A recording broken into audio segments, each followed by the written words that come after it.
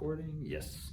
All right, thank you for joining me yet again in another exercise in which I will read a paragraph to you, and embedded within this paragraph are multiple errors related to, in some cases, capitalization, punctuation, spelling, and perhaps also grammar. Just keep that in mind as I read it to you, after which I'll step out of frame, have you pause the video to make corrections independently, and then of course resume, in which I will correct the paragraph with you. Hopefully your corrections will align with my own. Otherwise, it's a great way to practice. Let's go ahead and jump in. The paragraph reads, once summer begins, the sun starts to rise a little farther south each day for the next 6 months in the northern hemisphere. This marks the seasons of summer and fall. By late fall, the hours of sunlight have begin to dwindle as the shortest day of the year, known as winter solstice, approaches. That day, which is usually December 21st, marks the beginning of summer solstice in the southern hemisphere. All right, go ahead and pause the video and make your corrections.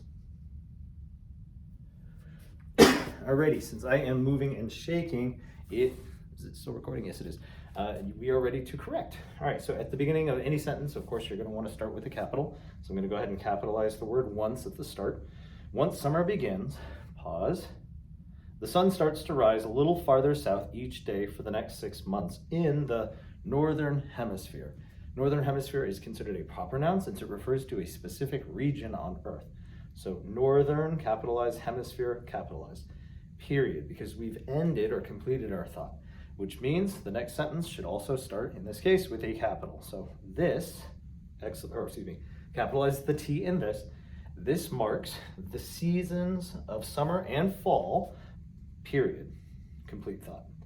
By late fall, comma, the hours of sunlight have begin, rather it should be the past tense, so therefore it should be begun. So begun to dwindle as the shortest day of the year, comma, known as winter solstice, there's an appositive, so that's fine, it's spliced in, approaches, period. All right, we've completed that thought. The next one does start with a capital, so that's good.